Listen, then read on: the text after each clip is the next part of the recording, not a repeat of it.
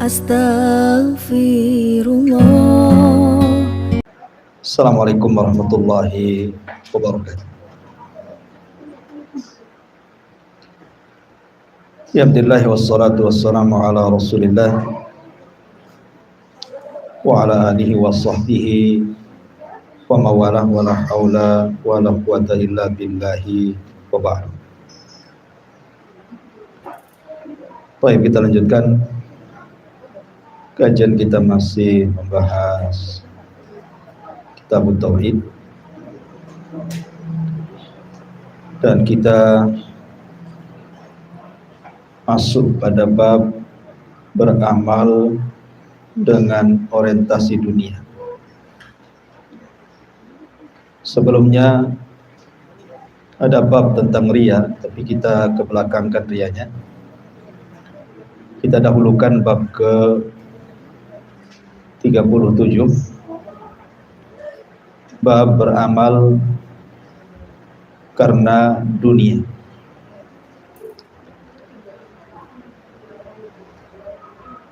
Bicara tentang beramal karena dunia, tentu akan berbeda dengan masalah riya. Walaupun sama-sama dosa kecil atau syirik kecil, tetapi kalau riya itu memang semata-mata hanya ingin mendapatkan pujian ataupun supaya mendapatkan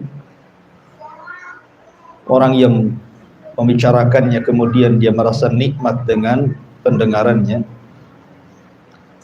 Tetapi kalau beramal karena dunia ini memang semata-mata amalannya ingin mendapatkan sesuatu dari dunia, bukan hanya sekedar pujian, tetapi lebih daripada itu adalah menghendaki dunia.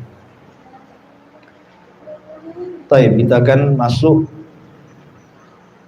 dari bab ini, di mana pengarang membawakan beberapa dalil, satu dari Al-Quran dan satu dari hadis Nabi Sallallahu Alaihi Wasallam. Allah Subhanahu wa Ta'ala berfirman, "Man kana yuridul hayatad dunya wa zinataha nuwaffi ilaihim a'malahum fiha wa hum fiha la yubkhasun. Ulaika alladhina laysa lahum fil akhirati illa an-nar wa habita ma sana'u fiha wa batilum ma kanu ya'malun." Barang siapa yang menghendaki kehidupan dunia dan perhiasannya, niscaya kami akan berikan kepada mereka balasan pekerjaan mereka di dunia dengan sempurna.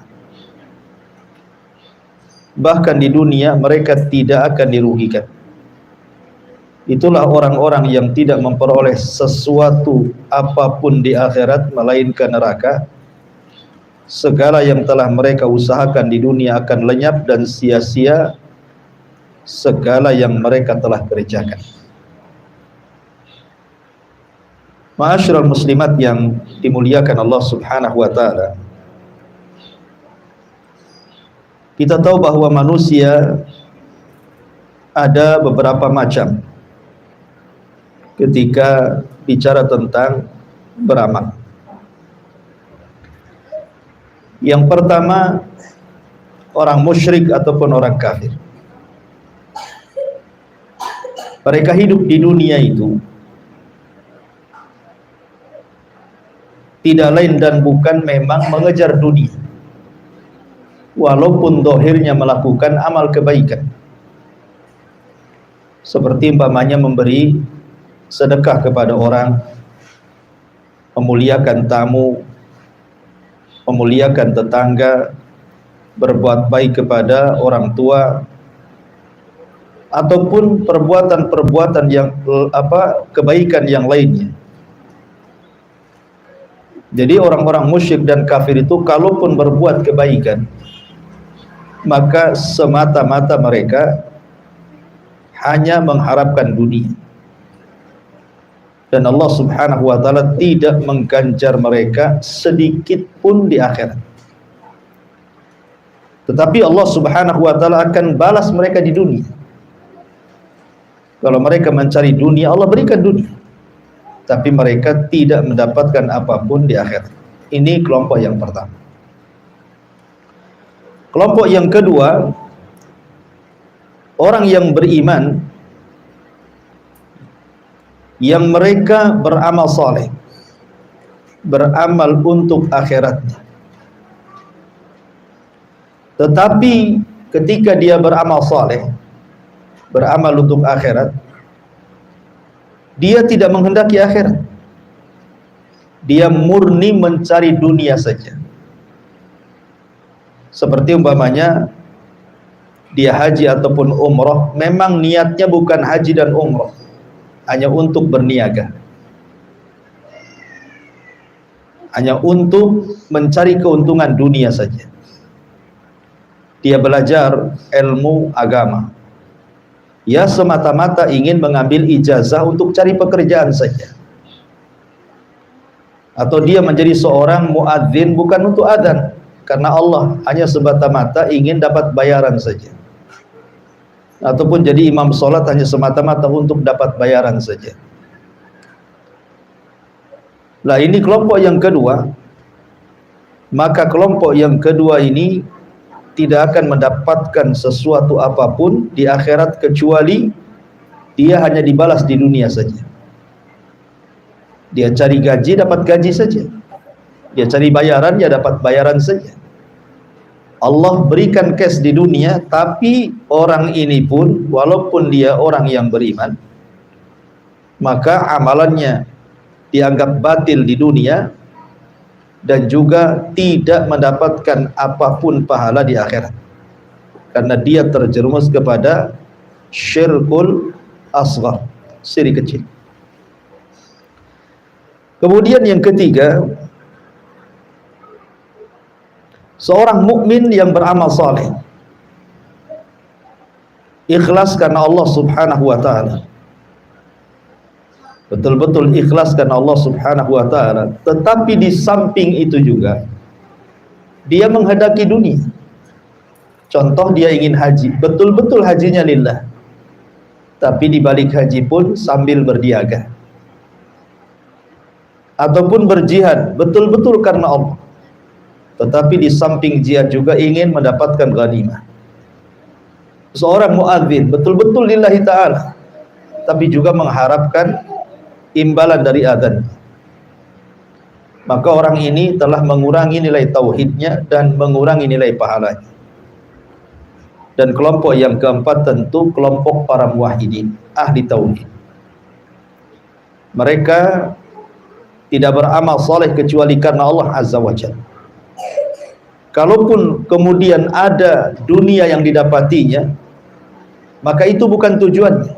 Seperti umpamanya dia haji atau umrah, atau hajilah, kemudian dia pulang, dia tidak hendak disebut Pak Haji atau Bu Haja, tetapi orang-orang memanggilnya haji, maka itu disebut busyrul ajid, itu kabar gembira yang disegerakan, karena dia tidak ada niat untuk dipanggil.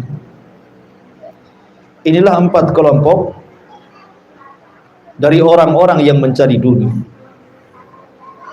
Ma'asyiral muslimat yang dimuliakan Allah Subhanahu wa taala, lah bab ini bercerita tentang orang yang kemudian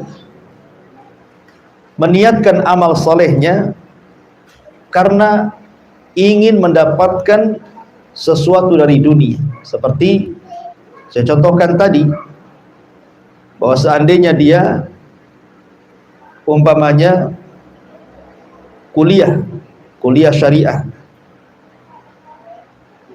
jurusan hadis, jurusan tafsir gitu ya, jurusan syariah, itu kan bagus karena ini kan bicara tentang jurusan-jurusan keagamaan. Akan tetapi kemudian tiba-tiba niatnya itu memang hanya mencari syahadah saja, mencari ijazah supaya dia bisa keterima di perguruan tinggi untuk menjadi dosen, atau mungkin niat jadi rektor atau yang lainnya. Jadi memang kuliah keagamaannya itu bukan karena Allah, tapi karena hanya ingin mendapatkan ijazah supaya mudah mencari pekerjaan. Atau contoh yang lain tadi saya sebutkan seperti jihad, ingin mendapatkan harta rampasan perang. Atau mungkin haji, betul-betul hanya ingin berniaga. Dan begitu seterusnya. Inilah yang dimaksudkan pengarang dalam kitab ini, beramal dengan orientasi dunia. Nah, Allah Subhanahu wa taala mengatakan, barang siapa yang menghendaki kehidupan dunia dan perhiasannya, niscaya kami berikan kepada mereka balasan pekerjaan mereka di dunia dengan sempurna, bahkan di dunia mereka tidak dirugikan sama sekali.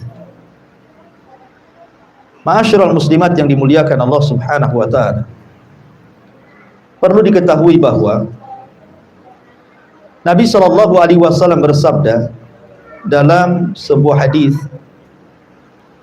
"Innallaha qassama bainakum akhlaqakum kama qassama bainakum arzaqakum. Wa innallaha yu'tid dunya man yuhib wa ma la yuhib, wa la yu'til iman illa man yuhib."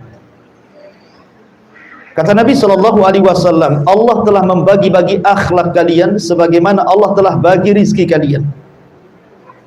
Dan sesungguhnya Allah memberikan dunia itu kepada orang yang dicintai Allah ataupun kepada orang yang tidak dicintai Allah. Berbeda dengan iman, Allah tidak berikan kecuali orang yang dicintainya saja. Dari sini menunjukkan bahwa nilai dunia ini kecil, karena Allah Subhanahu wa taala memberikan dunia ini kepada yang dicintainya dan kepada yang tidak dicintainya. Qarun diberikan dunia, Fir'aun diberikan dunia, Namrud diberikan dunia. Tetapi di sisi lain Sulaiman diberikan dunia, Abu Bakar Siddiq radhiyallahu an diberikan dunia, Nabi Allah Dawud diberikan dunia. Kenapa demikian? Karena dunia itu tidak ada harganya, makanya bersyarikat antara mukmin dan kafir. Dunia itu bersyarikat antara mukmin dan kafir. Makanya di sini Nabi sallallahu alaihi wasallam mengatakan, "Innallaha yu'tid dunya man yuhib wa ma la yuhib." Allah itu memberikan dunia kepada orang yang dicintainya dan kepada orang yang tidak dicintainya, li hikmatin aradah Allah, karena sebuah hikmah yang Allah kehendaki. Karena tidak semua orang kafir kaya, ada juga orang kafir itu yang lebih miskin daripada orang yang beriman, dan tidak semua orang yang beriman fakir, ada juga yang kaya. Makanya Nabi sallallahu alaihi wasallam sampai mengatakan dalam sebuah hadis, kata Nabi sallallahu alaihi wasallam, "Lau kanatid dunya ta'dilu indallahi janaha ba'udah, ma saqa kafira minha syurbata ma'in." Dalam hadis yang dikeluarkan Tirmidzi dan dihasankan oleh para ulama, kalaulah dunia itu ada nilainya, walaupun hanya sesayap nyamuk, kata Rasul.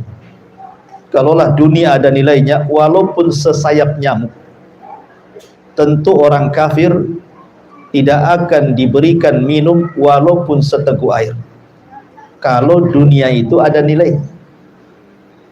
Tapi karena dunia tidak ada nilainya walaupun sesayap nyamuk, makanya kenapa orang kafir diberikan keleluasaan oleh Allah Subhanahu wa taala untuk meraup dunia sebanyak-banyaknya. Lihat orang kafir itu, ada yang kaya raya, hidupnya bergelimang dengan harta, badannya disehatkan, usahanya dilancarkan. Walaupun itu dalam bahasa kita adalah istidraj, sengaja dibiarkan seperti itu untuk diazab kelak pada hari kiamat. Ma'asyiral muslimat yang dimuliakan Allah Subhanahu wa taala, makanya ketika Nabi sallallahu alaihi wasallam bicara tentang nilai sebuah dunia, kata Nabi SAW, inna dunya mal'unatun mal'unun ma fiha illa dzikrallahi wa mawalah wa aliman wa muta'alliman. Dunia ini terlaknat, dan terlaknat apa yang ada di dalamnya, kecuali orang-orang yang mengingat Allah dan yang semacamnya, dan kecuali orang yang alim dan yang mengajarkan ilmunya. Makanya Nabi SAW itu sangat ketakutan kalau umatnya dibentangkan dunia. Kata Nabi SAW, mal faqra ahsya alaikum, bukanlah kefakiran yang aku takutkan kepada kalian, walakin ahsya an tubsata alaikumud dunya kama busitat ala man kana qablakum. Kata Nabi SAW, tetapi yang aku khawatirkan kalau dunia sudah dibentangkan kepada kalian, kemudian sebagaimana telah dibentangkan kepada umat sebelum kalian. Kenapa demikian? Fatanafasuha kama tanafasuha wa tuhlikukum kama ahlakathum. Nantinya kalian berburu dunia sebagaimana orang dulu berburu dunia, kemudian kalian dihancurkan sebagaimana orang dulu dihancurkan Allah karena berburu dunia. Jadi dunia ini tidak ada nilainya. Makanya ibadah sehebat apapun, kalau semata-mata niatnya karena dunia, tidak akan dapat pahala.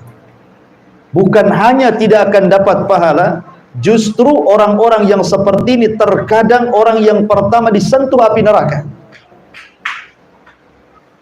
Dahulu ada seseorang datang kepada Muawiyah ibn Abi Sufyan radhiyallahu anhu. Kemudian Muawiyah mengatakan, ceritakan kepadaku apa yang kau dengar dari hadis Abi Hurairah radhiyallahu anhu dari Nabi sallallahu alaihi wasallam tentang 3 orang yang pertama kali disentuh api neraka. Maka orang ini mengatakan, iya, aku mendengar hal itu dari Abi Hurairah radhiyallahu anhu dari Nabi sallallahu alaihi wasallam. Rasul bersabda, inna awwalan nasi yuqda yaumal qiyamati alaihi. Sesungguhnya orang yang pertama kali akan dihisab pada hari kiamat, dalam riwayat awal man tusyu'ira bihin nar, orang yang pertama disentuh oleh api neraka, rajulun ustushid, orang yang mati syahid. Fa'utiya bihi fa'arrafahu ni'amahu fa'arrafaha. Maka orang ini pun dipanggil di hadapan Allah, kemudian ditampakkan amal solehnya sewaktu dia berperang di dunia, ditampakkan kayak layar tancap itu. Betul itu kau yang berperang? Betul itu kau yang mati syahid? Maka dia pun mengakuinya dan mengatakan, betul ya Rabb, itu saya di situ. Kemudian Allah mengatakan, fama amilta fiha, lalu apa yang kau amalkan di situ? Maka orang ini mengatakan, qataltu fika hatta ustushhidtu ya Rabb, aku berperang sampai aku mati syahid karenamu ya Rabb. Apa kata Allah? Kadzabta, dusta kamu, dusta kamu. Walakinnaka qatalta li'an yuqala jari faqad qil. Kamu perang itu bukan untukku, tapi kamu perang itu supaya orang-orang mengatakan engkau ini pahlawan, engkau ini pemberani. Dan begitulah adat. Summa umira bihi fasuhiba ala wajhihi hatta ulqiya finnar. Maka Allah memerintahkan malaikat seret dia, masukkan dia ke neraka. Subhanallah. Orang yang mati syahid itu harusnya masuk surga tanpa hisab dan adab. Tetapi yang satu ini justru yang pertama disentuh api neraka. Kenapa? Karena syahidnya bukan karena Allah, tapi syahidnya karena dunia. Bukan karena Allah, karena ingin disebut pahlawan saja. Wa rajulun ta'allamal ilma wa 'allamahu wa qara'al Qur'an fa utiya bihi fa arrafahu ni'amah fa arrafaha qala fama amilta fiha qala ta'allamtul ilma wa 'allamtuhu wa qara'tu fikal Qur'an qala kadzabta walakin ta'allamtal ilma liyuqal 'alim wa qara'tal Qur'an liyuqal huwa qari. Kemudian yang kedua, orang yang belajar ilmu agama dan orang yang pakar Quran. ditampakkan seperti layar tancap. Dia sedang belajar, dia sedang mengajar, dia sedang mengaji, dia sedang membaca Al-Quran. Kemudian dikatakan, betul itu kamu? Ya, itu saya ya Rabb. Dengan bangganya dia mengatakan, itu saya ya Rabb. Itu saya yang belajar, itu saya yang mengajar, itu saya yang baca Quran. Maka Allah mengatakan, fama amil tafi, lalu apa yang kau maksudkan dengan itu semuanya? Maka dia mengatakan, aku belajar karenamu, aku mengajar karenamu, aku baca Quran karenamu. Maka Allah mengatakan, kadzabta, dusta kamu. Engkau mengajar, engkau membaca Quran supaya engkau disebut ulama, supaya engkau disebut ustaz, supaya engkau disebut ajengan, supaya engkau disebut tuan guru, dan engkau membaca Quran supaya orang menganggap engkau seorang qari, ahli qiraah, dan itu sudah ma'ruf dari kamu. Maka orang ini juga umira bihi fasuhiba ala wajhi hatta ulqiya finnar. Allah menyeru malaikat seret dia, masukkan ke neraka. Kemudian orang yang ketiga kata Rasul, wa rajulun wassa'allahu alaihi wa a'tahu min asnafil mali kulli. Ada orang kaya, semua kekayaan diberikan oleh Allah dari segala jenis kekayaan, emasnya, peraknya, uangnya, kendaraannya, rumahnya, kebunnya, macam-macam Allah berikan. Kemudian ditampakkan dia sedang bersedekah. Tidak ada tempat yang harus disedekahi, dia keluarkan uang, dia sedekahkan kepada tempat-tempat tersebut. Anak yatim disumbangnya, fakir miskin disumbangnya, masjid disumbangnya, kemudian pesantren disumbangnya, semua disumbangnya. Kemudian ditampakkan seperti layar tancap saat dia menyumbang-nyumbang harta itu. Kemudian Allah mengatakan, wa ma amil tafi, kau sedang apa di situ? Itu betul kamu? Iya, itu saya ya Rabb. Aku sedang beramal saleh, aku sedang bersedekah. Maka Allah mengatakan, kadzabta, dusta kamu, walakinnaka fa'alta liyuqal anta jawad. Tetapi kau beramal seperti itu supaya engkau dapat pujian manusia dan dikatakan engkau ini seorang yang dermawan.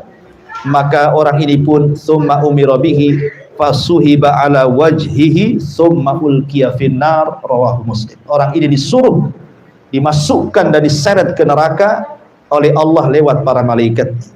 Lihat, tiga amalan ini Bu, amalan mulia kan?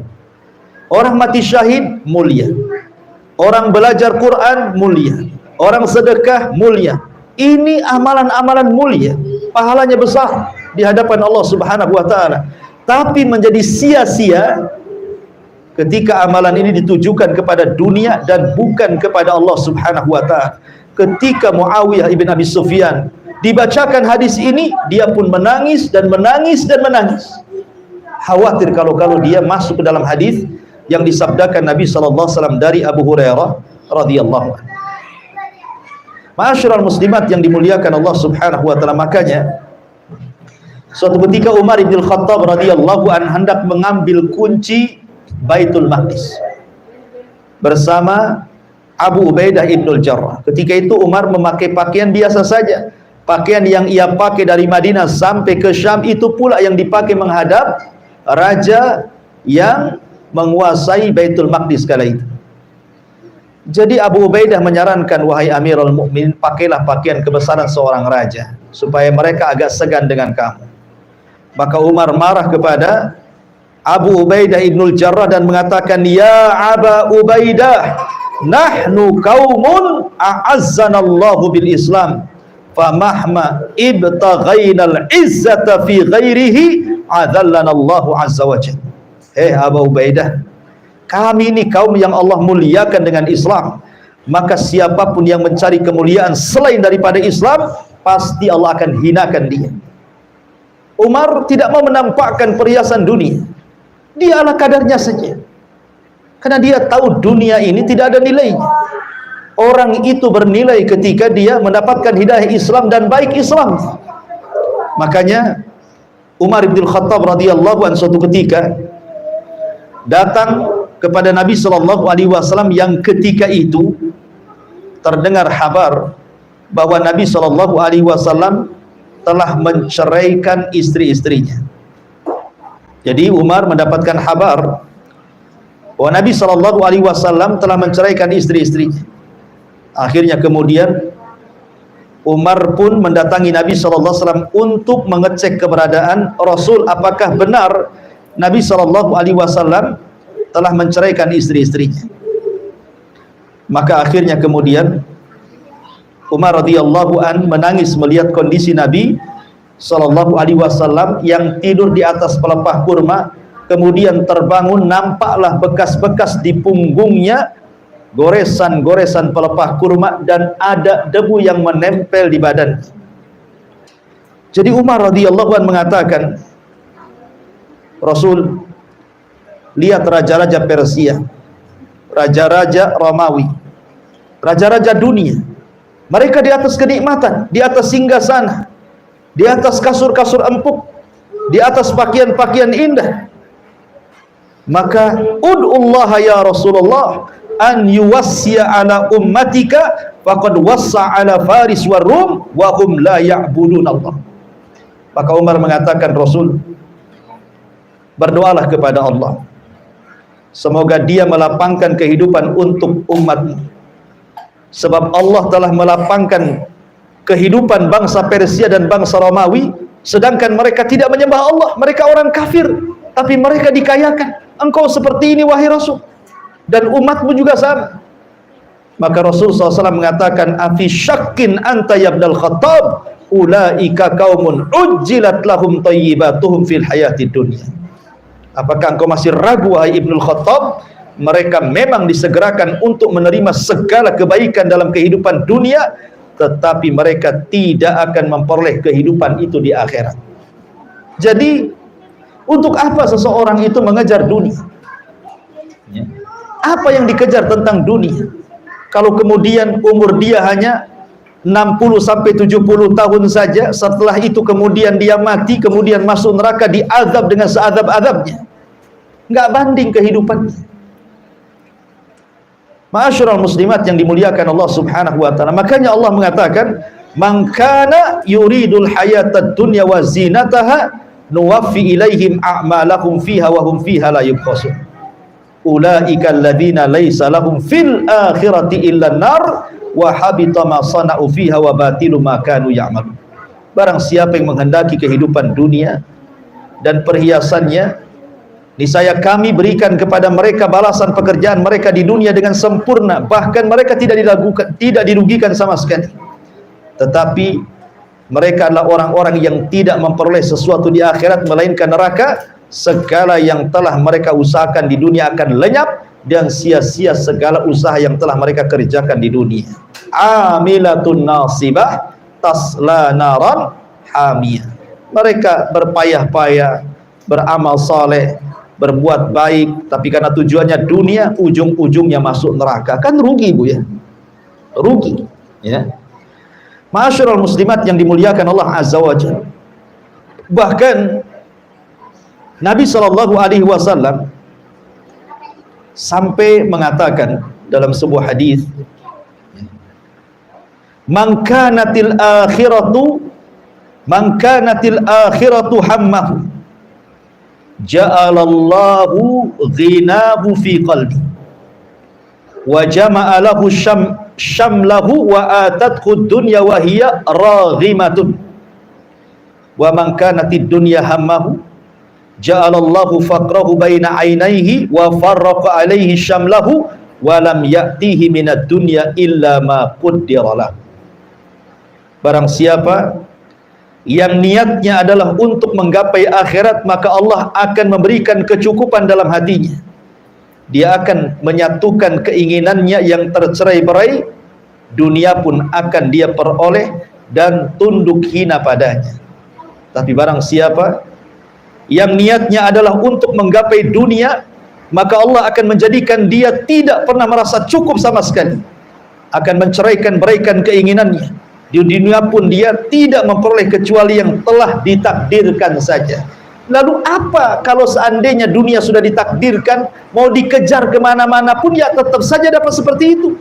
Kan rugi akhirnya. Ada orang yang dari pagi dia bangun, kemudian datang malam, langsung tidur, besoknya lagi cari dunia, sementara sudah ditakdirkan memang rizkinya seperti itu. Lalu untuk apa dia mengoyoh-ngoyoh, kan gitu?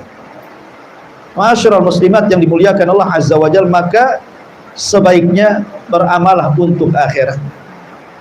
Kemudian hadis yang kedua dalam Sahih Bukhari, dari Abu Hurairah radhiyallahu an, dia menuturkan bahwa Nabi SAW bersabda, ta'isa abdud dinar, ta'isa abdud dirham, ta'isa abdul khamisati, ta'isa abdul khamilati, in u'tiya radhi wa illam yu'ta sakhit, ta'isa wan takas wa idha syika falan takas.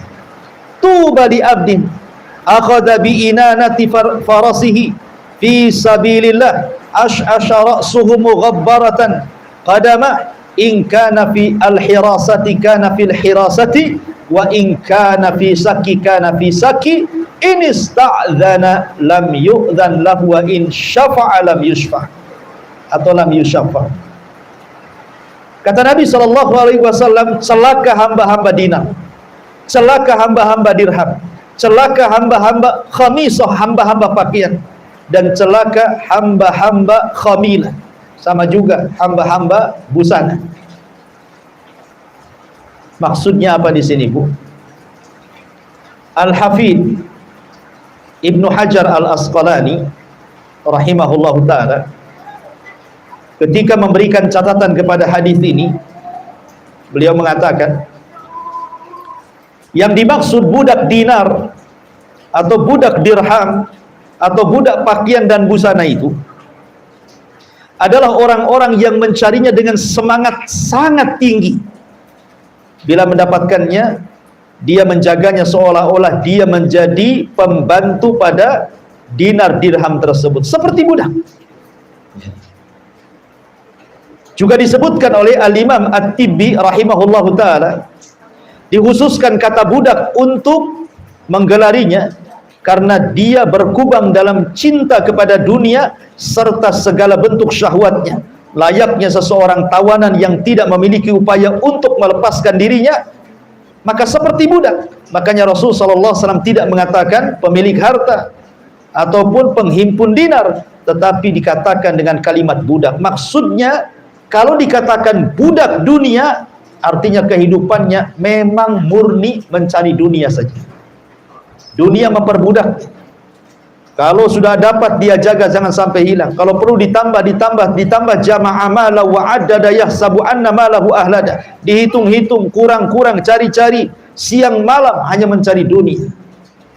Artinya budak dunia itu artinya karena akalnya tidak berfungsi, hatinya tidak berfungsi, tenaganya tidak berfungsi, kecuali hanya urusan dunia saja. Dan ini bukan hanya terbatas dengan yang disebutkan saja, Bu.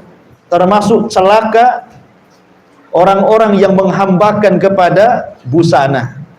Di sana ada hamba tas, di sana ada hamba sepatu, di sana ada hamba rumah, hamba kendaraan gitu ya, Bu ya. Kalau ibu-ibu ya hamba pakaian. Sampai-sampai satu hari itu 10 kali ganti gitu. Yang dipikirkan itu pakaian saja. Hari-hari browsingnya pakaian saja. Oh, ini ada yang terbaru nih. Ini warnanya bagus. Ini kainnya bagus. Kemudian hari-hari terpikir gimana caranya membelinya. Akhirnya dia nabung terus terpikir ingin membeli apa yang dikehendakinya. Nah, itu disebut hamba pakaian. Ya. Atau mungkin laki-laki hamba perempuan. Di otaknya hanya perempuan saja. Tidak ada yang lain. Atau mungkin hamba tas gitu ya, koleksi tas banyak-banyak, koleksi sepatu banyak-banyak. Untuk apa? Tidak mungkin juga sekali pakai sepatu itu sekali pakai 3 sepatu rangkap kan, Bu? Atau ibu ke pengajian sekali bawa 5 tas, ibu mau jualan untuk apa kan gitu. Jadi kan nggak mungkin dipakai semua. Busana pakaian banyak-banyak loh, nggak mungkin juga ibu pakai pakaian sekali pakai 7 rangkap. Ngapain kan itu panas-panas ya. Jadi ada hamba-hamba itu yang bukan hamba Allah, hamba sepatu, hamba tas, hamba pakaian gitu, hamba jilbab gitu ya. Walaupun udah ngaji, nampak pakaiannya syar'i gitu ya. Yang dipikirkan itu ya, ini cadar terbaru. Oh, ini cadar apa ini? Banana ya, atau cadar apa gitu ya. Pokoknya wah, pikirannya itu ke situ aja. Itu hamba cadar namanya. Ya. Jadi dia browsing itu hanya cadar terbaru, model terbaru, itu aja. Biar dia bisa pakai, bisa bergaya di pengajian tuh. Nah, begitu itu juga termasuk hamba cadar, Bu, jadinya. Ya, hamba pakaian, hamba gamis gitu ya. Jadi itu masuk semua. Pokoknya yang otaknya ke dunia, dunia itu kan macam-macam. Bisa pakaian, bisa kendaraan, bisa rumah, ya, bisa laki-laki, bisa perempuan, dan begitu seterusnya. Kata Rasul, ta'isa abdu dinar, wa ta'isa abdul dirham, wa ta'isa abdul khamisah, wa ta'isa abdul khamilah. Celaka hamba dinar, celaka hamba dirham, celaka hamba khamisah, komis, celaka hamba busana, celaka dan celaka.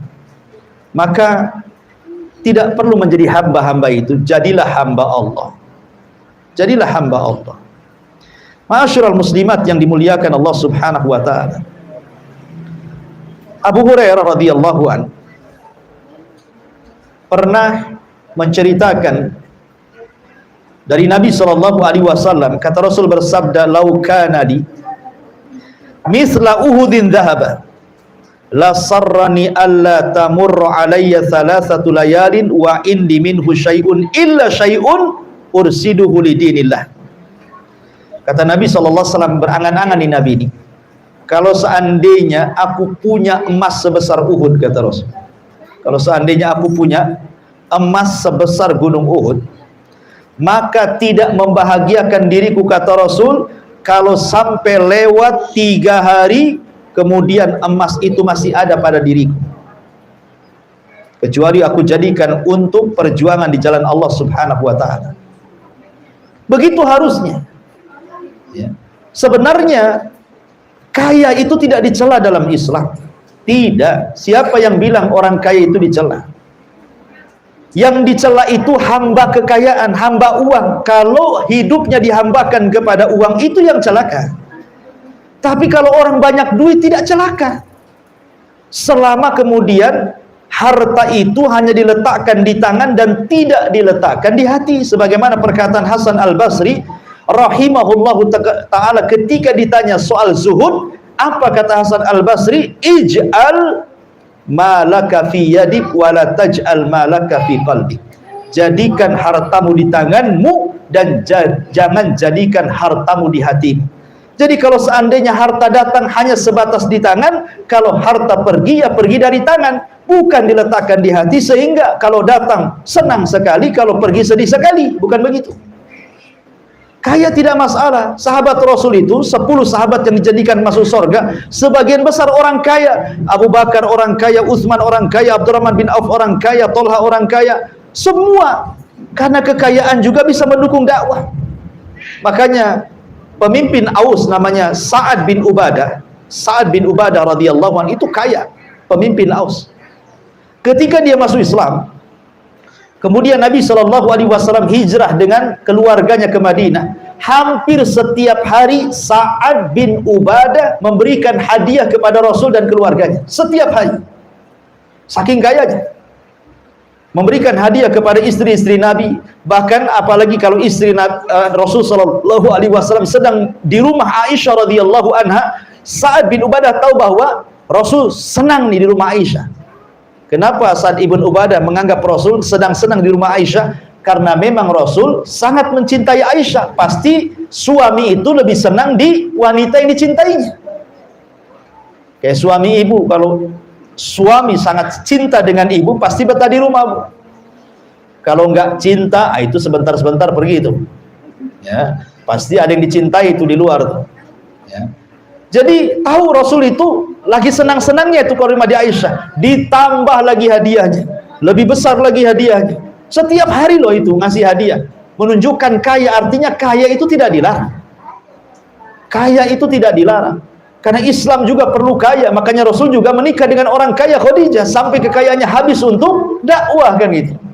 Tetapi kalau seandainya tujuan mencari hartanya betul-betul karena dunia, tidak ada sedikit pun dia ingin menyumbang hartanya di jalan Allah, itulah yang dikatakan abdu dinar wa abdu dirham, hamba rupiah, hamba dolar, hamba ringgit, hamba real, dan begitu seterusnya. Ya. Dahulu di zaman ulama namanya Ibnu Hajar Al-Asqalani rahimahullah ta'ala ketika menjadi qadhi di Mesir. Ibnu Hajar itu ketika menjadi hakim di Mesir, hakim besar di Mesir. Kemudian dia pergi ke pasar membawa kendaraan yang mewah, fasilitas kerajaan dan pakaian yang sangat indah. Kemudian orang-orang pasar pun pada keluar memberikan salam kepada sang alim ini, kemudian memuliakan. Rupanya di tengah-tengah manusia yang sedang memuliakan ulama ini ada orang Yahudi fakir miskin, udah kafir, fakir lagi, miskin lagi, Yahudi ini. Kemudian Yahudi ini ngomong sama kawannya, itu siapa? Itu siapa yang di atas kendaraan bagus, pakai pakaian bagus, dihormati, dimuliakan, enak sekali hidupnya. Kemudian orang ini mengatakan, celaka engkau, kau gak kenal dia ya? Dialah Al-Hafidh Ibnu Hajar Al-Asqalani qadhi Mesir. Dia adalah hakim kita di sini. Kata orang Yahudi fakir miskin ini, bisa nggak aku jumpa dengan dia? Akhirnya kemudian diperjumpakanlah Yahudi fakir ini ke hadapan Al-Hafidh Ibnu Hajar Al-Asqalani rahimahullahu ta'ala. Ketika sudah berjumpa tuh, berdialoglah orang Yahudi fakir ini dan mengatakan, wahai imam,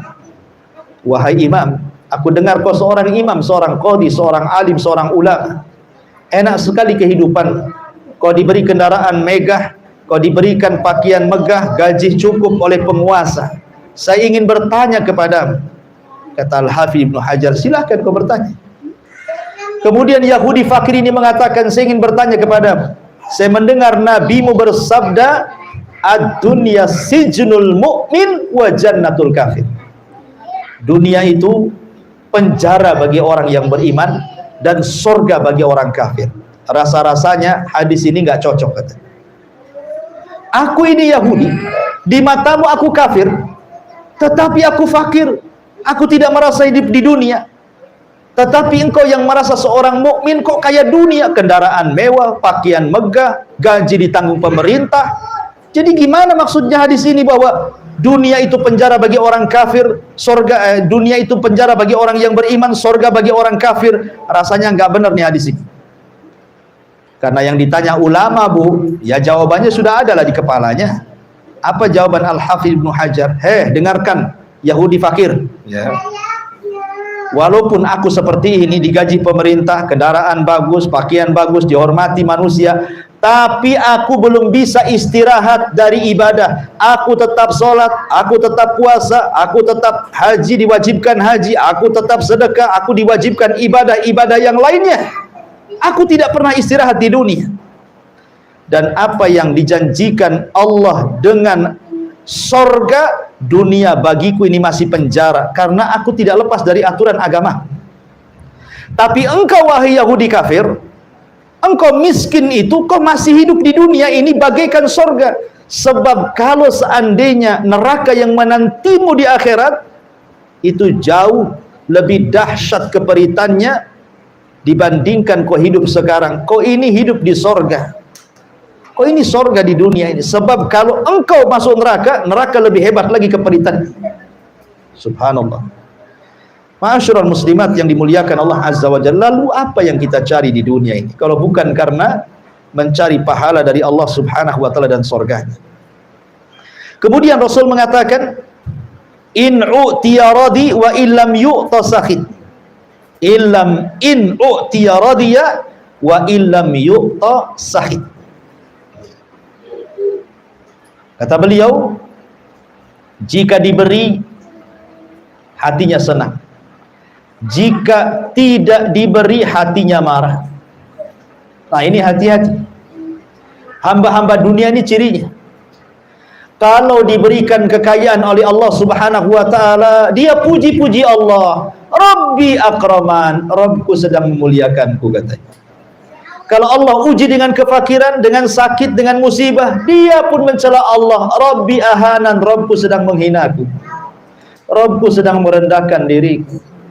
Kenapa ya Rabb, asih aku saja yang fakir? Kenapa usahaku senantiasa gulung tikar? Kenapa anakku saja yang sakit? Kenapa aku seperti ini terus? Allah pula disalahkan. Ja'ala fitnatallah ka'adabillah. dia jadikan ujian Allah seperti azab yang turun kepadanya. Maka ini ciri-ciri hamba dunia nih. Ya. Harusnya kan qanaah, Bu.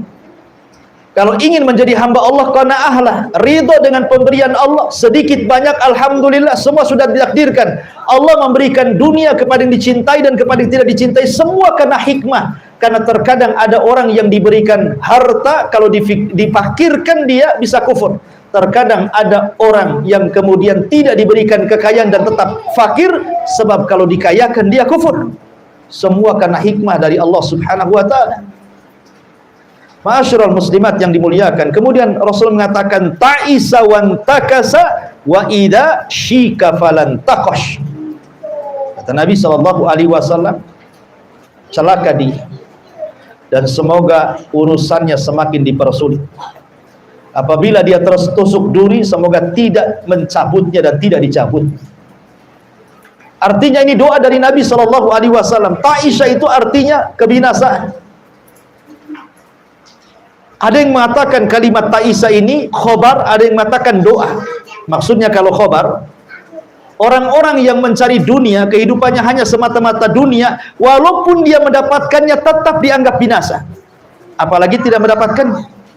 Ataupun ta'isa ini adalah bentuk doa, semoga kecelakaan bagi orang-orang yang menghambakan diri kepada dunia. Didoakan keburukan oleh Nabi SAW. Naudzubillah. Kemudian setelah Rasul menyebutkan orang-orang yang celaka karena menjadi hamba-hamba dunia, kemudian Rasul mulai menjelaskan orang-orang yang terpuji, yang tidak menghambakan hidupnya kepada dunia. Kata Nabi SAW, tuba li abdin akhadha bi'inani farashihi fi sabilillah ash'atha ra'suhu mugbaratan qadamah in kana fil firasati kana fil firasati wa in kana fi saki kana fi saki in ista'dzana lam yu'dzan lahu wa in syafa'a lam yusyaffa. Tuba, berbahagialah. Ada yang mengatakan tuba itu dia mendapatkan sorga. Ada yang mengatakan tuba itu pohon yang ada di sorga yang kalau dipacu 100 tahun dengan kuda balap tidak akan hilang naungannya. Itu disebut tuba. Jadi tuba itu maknanya, ada yang mengatakan pohon di sorga, ada yang mengatakan sorga itu sendiri, ada yang mengatakan tuba itu ya doa kebaikan. Beruntunglah siapa? Li abdin akhadha bi inani farasihi fi sabilillah.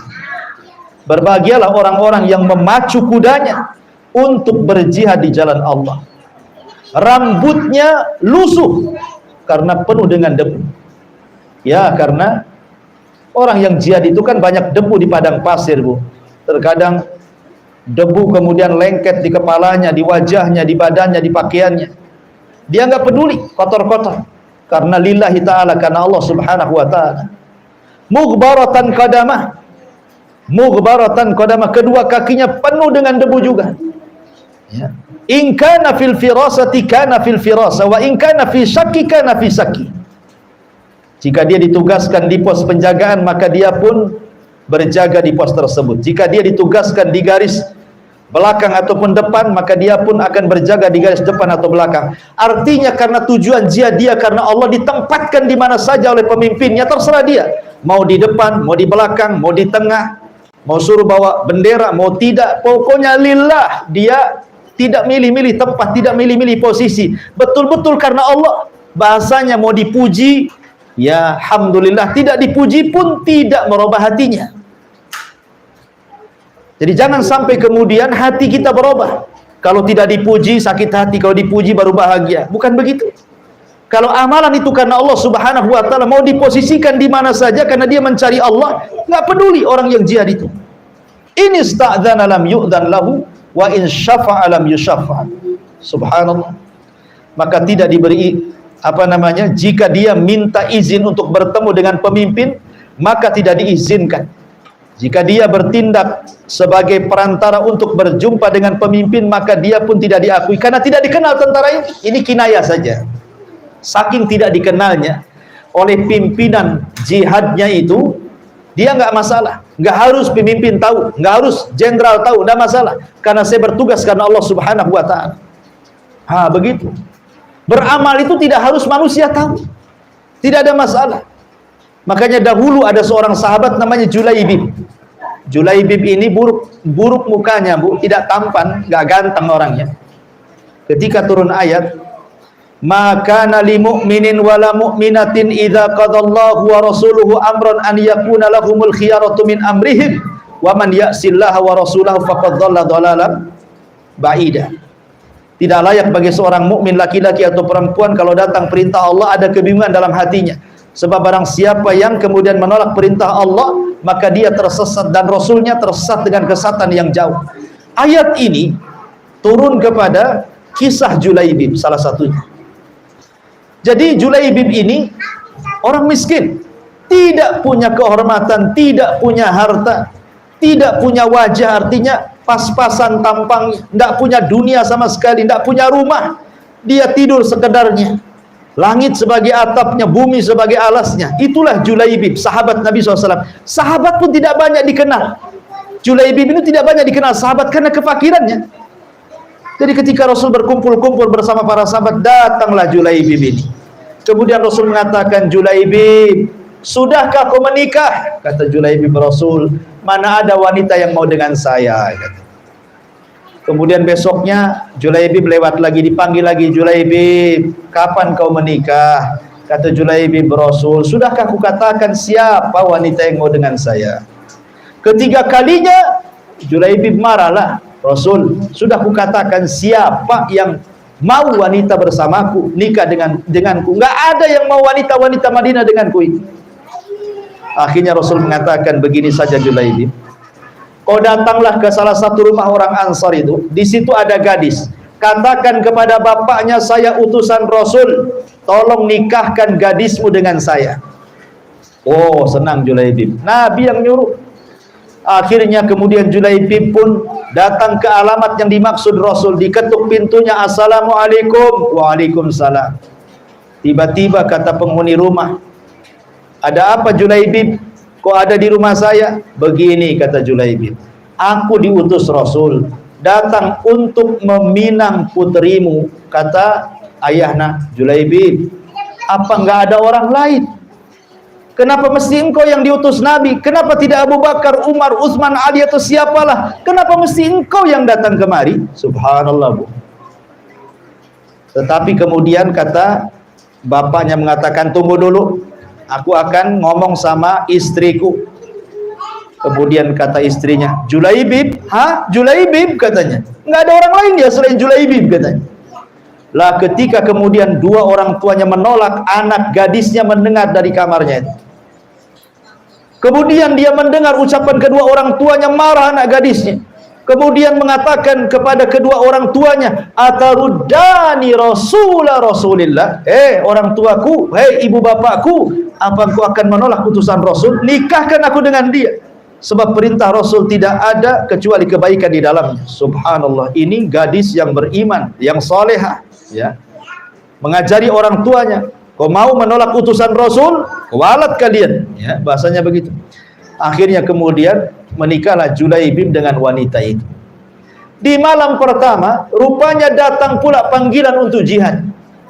Julaibib mengatakan kepada istrinya, panggilan Allah dan Rasulnya jauh lebih besar dibandingkan panggilan malam pertama. Aku izin untuk perang katanya. Subhanallah. Akhirnya Julaibib pun perang. Rupanya setelah peperangan mati syahid dia. Nabi SAW kemudian membariskan tentara yang masih hidup, kemudian menghitung tentara yang sudah meninggal. Kata Nabi SAW, ada yang kurang? Kata sahabat, tidak ada yang kurang wahai Rasul. Tidak ada yang kurang, ada yang kurang. Sahabat bingung, nggak ada. Subhanallah, sahabat tidak kenal Julaibib, ya karena fakirnya, karena miskinnya, tidak dikenal orang. Kata Rasul, ada yang kurang ini. Sahabat mengatakan, siapa Rasul? Julaibib, cari Julaibib katanya. Rupanya setelah dicari-cari, ketemulah Julaibib itu sedang terkapar, meninggal dunia, mati syahid, dan di sekitarnya 7 orang musyrik dibunuh. Rasul pun kemudian sedih, kemudian memangku Julaibib, meletakkan kepalanya di atas pahanya, kemudian kata Rasul, inna Julaibaba minni wa ana minhu. Julaibab bagian dari diriku dan aku bagian dari dirinya. Subhanallah, lihat, ya. Jadi kalau memang itu karena Allah, dikenal nggak dikenal tetap saja beramal. Ibu mau dipuji nggak dipuji, nggak akan, hatinya nggak akan berubah. Betul-betul karena Allah. Bukan kalau nggak dipuji akhirnya sedikit infaknya, kalau banyak dipuji ditambah lagi infaknya. Nah, itu karena bukan karena Allah tuh. Itu karena dunia namanya. Hati orang beriman itu tidak berubah. Hati orang yang beriman itu tidak berubah. Dicela biasa saja, dipuji pun biasa saja. Tidak membedakan antara celaan dan pujian. Ya, tidak membedakan antara omongan manusia yang baik dengan omongan manusia yang jelek. Hati dia tidak berubah. Itulah hati yang ikhlas karena Allah Subhanahu wa ta'ala. Oleh karena itulah maka ikhlaskan niat. Bagaimana caranya supaya kita ini bisa beramal karena Allah dan menghindar karena dunia? Ada kiat-kiat yang disebutkan para ulama. Yang pertama, kalau ingin amalan kita karena dunia, yang pertama berdoalah kepada Allah. Berdoalah kepada Allah Subhanahu wa ta'ala dengan doa yang diajarkan Rasul kepada para sahabatnya. Allahumma aqsim lana min khasyatika ma yahulu bainana wa baina ma'asi, wa min ta'atika ma tuballighuna bihi jannatak, wa minal yakin ma tuhawinu bihi alaina masa'ibad dunya, wa matti'na bi asma'ina wa absarina wa quwwatina ma ahyaitana waj'alnahul waritha minna waj'al tha'rana 'ala man dhalamana wangsurna 'ala man adana wala taj'al musibatana fi dina wala taj'ad dunya akbaru hammina wala mablagu ilmina wala tusallit alaina man la yarhamuna.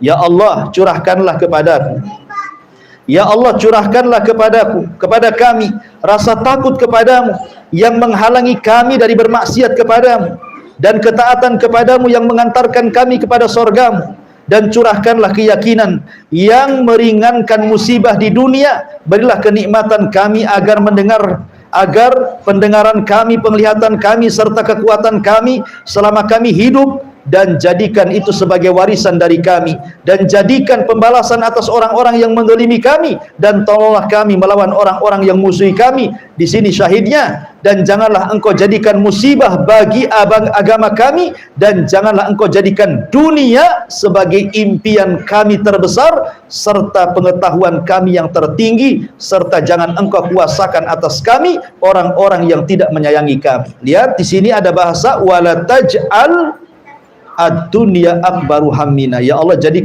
jangan jadikan dunia impian kami. Ya. Jangan jadikan dunia impian kami. Berdoa seperti ini kepada Allah Subhanahu wa ta'ala. Kemudian yang kedua, mengetahui hakikat kehidupan akhirat dan juga hakikat kehidupan dunia. Dunia ini apa? Allah Subhanahu wa ta'ala sampai mengatakan di dalam Al-Quran ketika bicara soal dunia. Apa kata Allah Subhanahu wa ta'ala? Allah Subhanahu wa ta'ala mengatakan man kana yuridul ajila ta'ajjalna lahu fiha ma nasha liman nurid thumma ja'alna lahu jahannam yaslaha madhmuman madhura. Barang siapa menghendaki kehidupan dunia, maka kami segerakan baginya dunia itu apa yang kami kehendaki bagi orang-orang yang kami kehendaki. Kemudian kami sediakan baginya akhirat neraka jahanam, dia akan memasukinya dalam keadaan tercela dan terusir. Subhanallah. Inilah hakikat dunia dan akhirat. Ya, dunia itu menghina, akhirat itu memuliakan.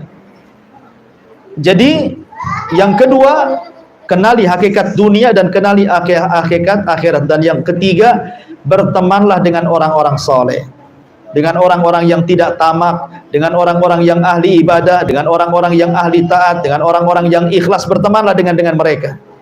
Ya, jangan berteman dengan orang-orang yang mengejar dunia, akhirnya kita pengaruh, akhirnya kita pula kemudian ikut-ikut dia untuk ikut-ikut mengejar dunia. Intinya bahwa bab ini menjelaskan kepada kita, maka beramal dengan orientasi dunia termasuk syirkul asghar, syirik kecil. Dan bisa jadi syirik besar itu kalau memang betul-betul murni karena dunia dan sama sekali tidak ada dalam hatinya tujuan kepada Allah Subhanahu wa ta'ala. Wallahu a'lam bishawab. Ini bab beramal dengan orientasi dunia. Insyaallah minggu depan baru kita cerita tentang riya. Baik, sebelum saya tutup silakan kalau ada yang bertanya.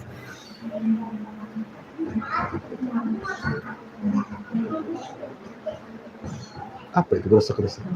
Gresek-gresek.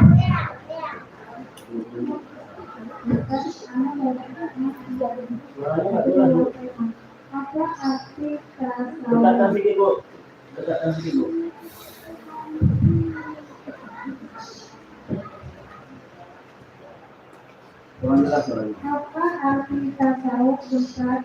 Tasawuf. Arti tasawuf ya? Ya. Tasawuf diambil dari kata sufi. Orang-orang sufi disebut orang-orang tasawuf namanya. Ya, tasawuf itu artinya kelompok yang disebut dengan sufi. Itulah arti tasawuf. Nah, itu saja kan pertanyaannya. Ya.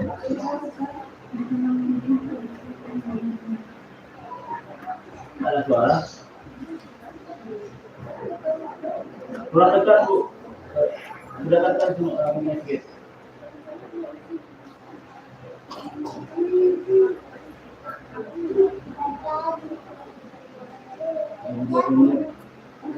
Ustaz, dalam perbuatan ini seperti apa?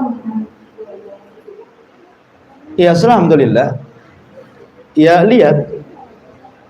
Maksudnya orang-orang sufi itu kan bertingkat-tingkat gitu. Orang-orang sufi itu bertingkat-tingkat. Ada orang-orang sufi itu yang keyakinan mereka bertentangan dengan keyakinan ahli sunnah wal jamaah. Seperti umpamanya keyakinan seperti tokoh mereka namanya Hallaj dan juga yang lainnya yang memiliki pemahaman manunggali kaula Gusti dalam bahasa Jawanya. Jadi Allah Subhanahu wa taala bersarang dengan makhluknya. Ya, bersarang dengan makhluknya. Maka ini keyakinan-keyakinan yang tidak benar dalam Islam gitu. Apalagi sampai kalau sudah bersarang dengan makhluknya, sudah sampai tingkat hululiyah, dalam bahasa mereka tingkat ma'rifat, kemudian meninggalkan sholat, meninggalkan ibadah. Nah, ini lebih parah lagi. Nabi itu kalau dikatakan sufi, dia orang paling sufi, tapi dia tetap sholat, puasa, zakat, dan begitu seterusnya. Ya Bu, ngomong-ngomong sudah qiraah ini, kita tutup. Subhanakallah bihamdika, asyhadu an la ilaha illa anta astaghfiruka wa atubu ilaik. Allahu ta'ala. Assalamualaikum warahmatullahi wabarakatuh.